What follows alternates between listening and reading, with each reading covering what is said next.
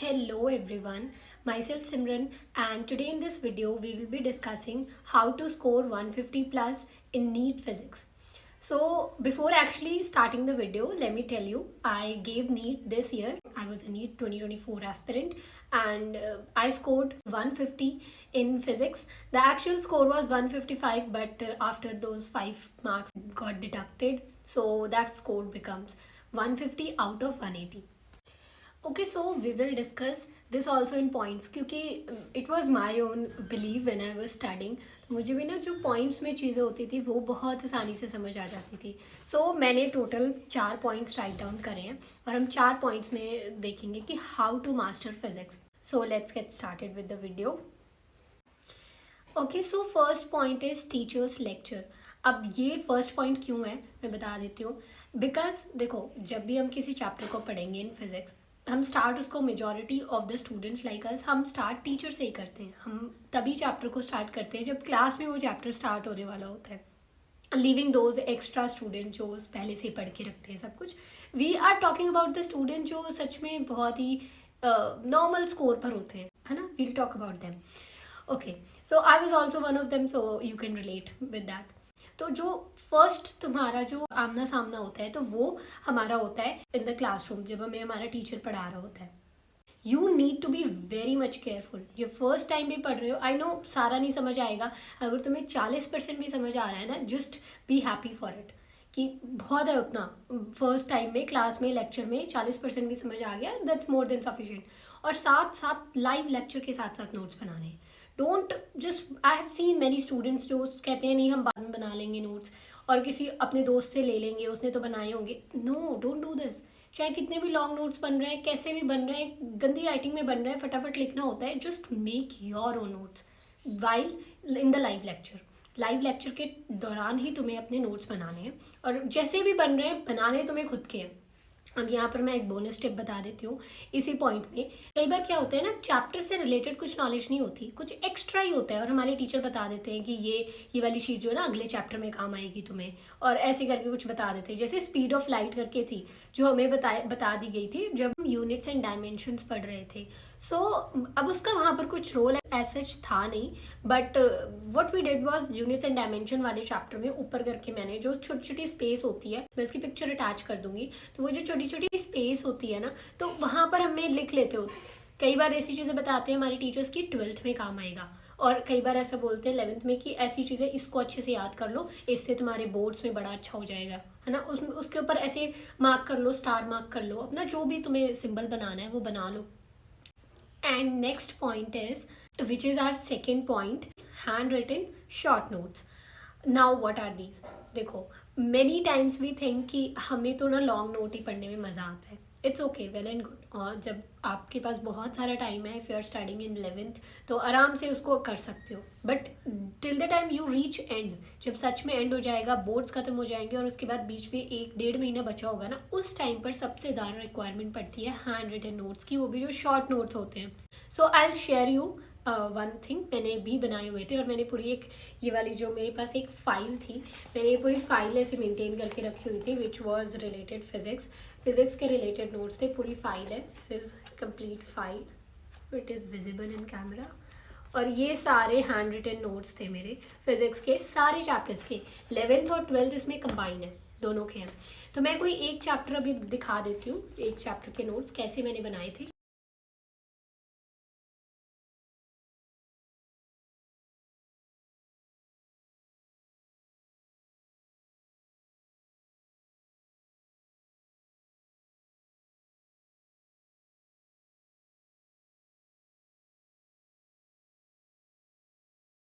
और ये वाले जो एग्जैक्टली मेरे नोट्स हैं, इनमें मैंने ज़्यादातर तो फार्मूलाज और सारी चीज़ें लिख रखी थी, और majority of them are formulas और सब कुछ.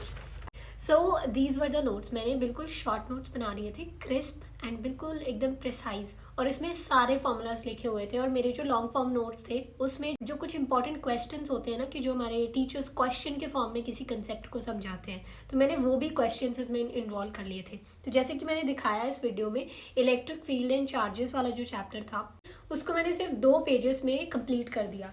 एक this is the front page, फिर ये बैक साइड वाला पेज है, और इसमें कुछ मैंने क्वेश्चंस भी सॉल्व करे हुए हैं इधर की साइड में, एंड देन दिस, बस मतलब दीज वर द इतने ही थे जिसमें मैंने पूरा इलेक्ट्रिक फील्ड और चार्जेस ख़त्म कर दिया। मतलब जब मुझे एंड में नीट का एग्जाम देने जाना भी है, इलेक्ट्रिक फील्ड और चार्जेस अगर रिवाइज करना है तो मैं सिर्फ ये पेपर दिए 2 पेपर पढ़ के चली जाऊँ तो सारा कुछ इसमें कवर हो जाएगा। अब ये चीज़ एंड में बहुत हेल्पफुल होती है। पहले मुझे भी लगता था लॉन्ग फॉर्म नोट्स ज़्यादा अच्छे हैं, बट 12th आते आते और जब 12th का सब सिलेबस कंबाइन हो गया, 11th भी पढ़नी है 12th भी पढ़नी है, तब मुझे रियलाइज़ हुआ कि नहीं, शॉर्ट नोट्स बनाने चाहिए और वो यूज़फुल भी होते हैं, और these are useful. And third point is ask doubts.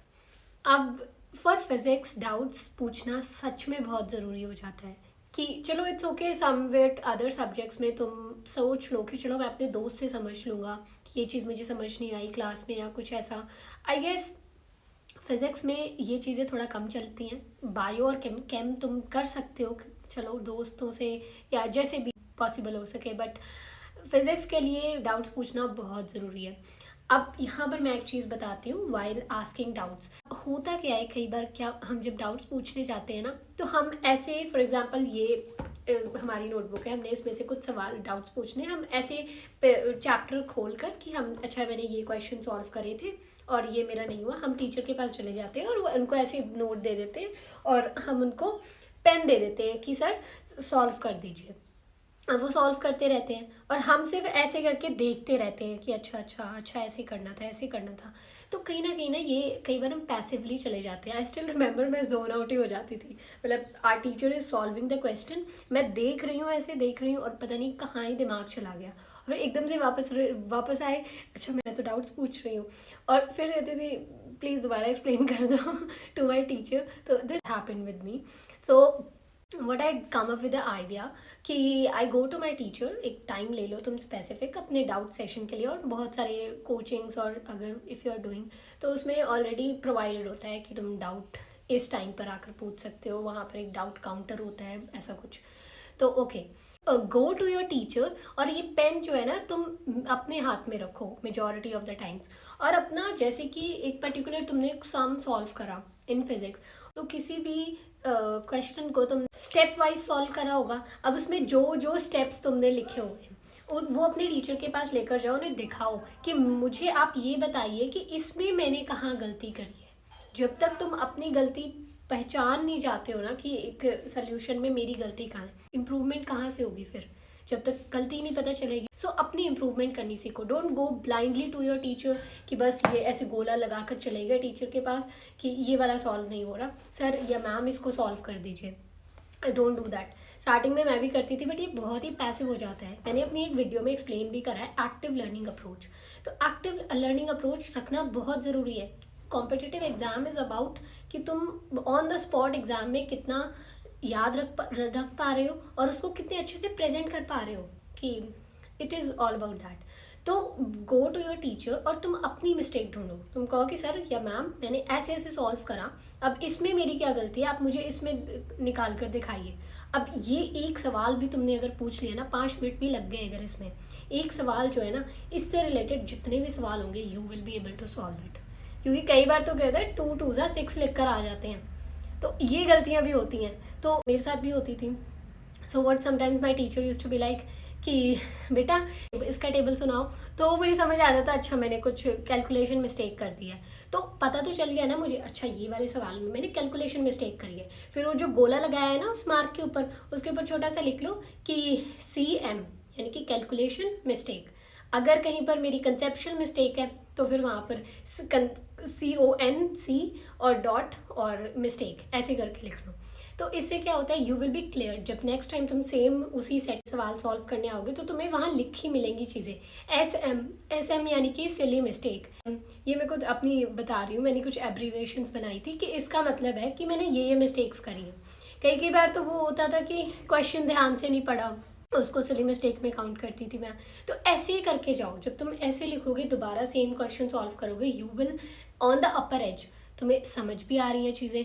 और देखो हाँ मैं मान सकती हूँ कि बहुत सारी जगह पर बहुत सारे टीचर्स इसको ये नहीं करते, वो कहेंगे कि नहीं जो क्वेश्चन है जो तुम्हें नहीं आता मुझे दो, मैं सॉल्व करके बताता हूँ तुम्हें ये सारी चीज़ें। तो ऐसा मेरे साथ भी हुआ है, मैंने बहुत बार डांट भी खाई फ्रॉम माई टीचर्स कि हम सॉल्व करके देते हैं, पेन तो दो, I just hold my pen with me. और ये एक फ़नी सी स्टोरी है, मैं अपना पेन ही अपने पास रखती थी और मैं पेन एक ही लेकर जाती थी सॉल्व करने के लिए। तो हमारे जो फिज़िक्स के सर थे वो काफ़ी अच्छे थे आई वुड से। तो उनको एंड में समझ आ गया, इट एज टू से टू माई टीचर कि सर आप बस ऐसे हाथ बांध कर बैठ जाओ और आप मुझे बताते रहो, मैंने ये सॉल्व करा है। हर क्वेश्चन मैं एक एक पेज पर सॉल्व करके जाती थी अपने हिसाब से और मैं उनको दिखाती थी मैंने ऐसे सॉल्व करा है, मैंने ये चीज़ें ऐसे सॉल्व करी और आप इसमें से गलतियाँ ढूंढो मेरी। तो वो ऐसे जो पेन होता था उसमें ऐसे सर्कल लगाते रहते थे मेरे से लेकर कि ये देखो यहाँ गलती करी तुमने, ये तुमने सिली मिस्टेक कर दी, ये तुमने क्वेश्चन में पढ़ा। पहले मैं क्वेश्चन पढ़ रही हूँ, उसमें दिया है नॉट करेक्ट बताना है और मैं करेक्ट बोल रही हूँ। तो फिर सर बोला करते थे अच्छा बेटा ऊपर क्वेश्चन में पढ़ो, क्वेश्चन में पूछा क्या है। तो आई वाज लाइक अच्छा इसमें नॉट करेक्ट पूछा था।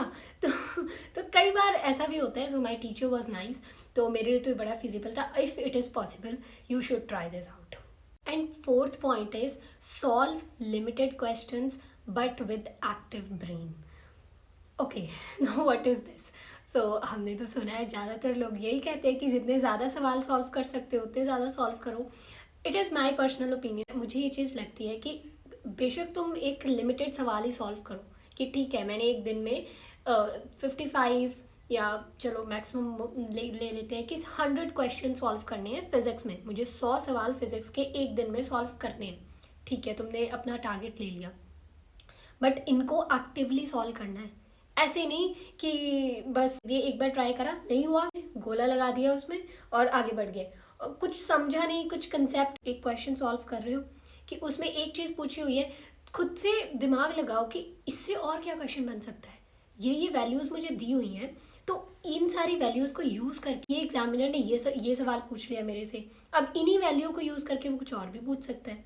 तो इस अप्रोच से क्वेश्चन को सॉल्व करो, इसे कहते हैं एक्टिवली ब्रेन को इन्वॉल्व करना।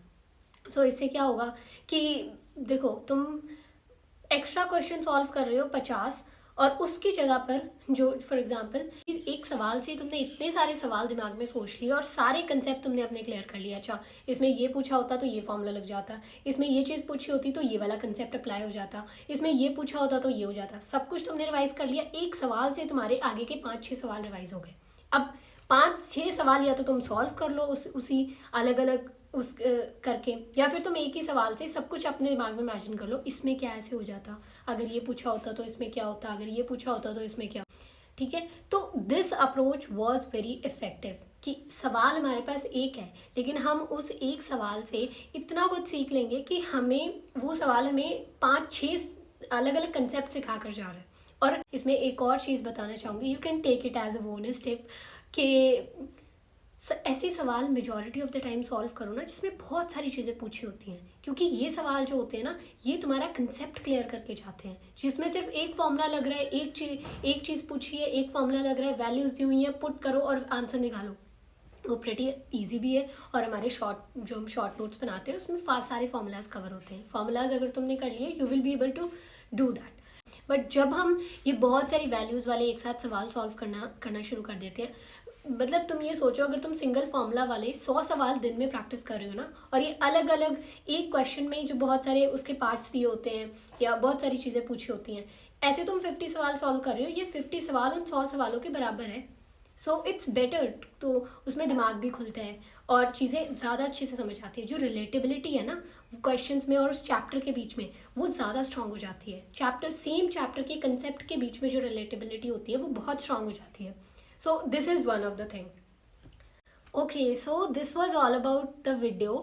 तो इसमें मैंने कुछ फिज़िक्स के रिगार्डिंग कुछ चीज़ें बताई जिससे कि यू कैन गो 150 प्लस, और आई स्कोर्ड 150, आप 150 के ऊपर भी जा सकते हो। And so do follow them, and if you actually like this video तो आप चैनल को सब्सक्राइब कर सकते हो, वीडियो को लाइक कर सकते हो, and that's it. Thank you.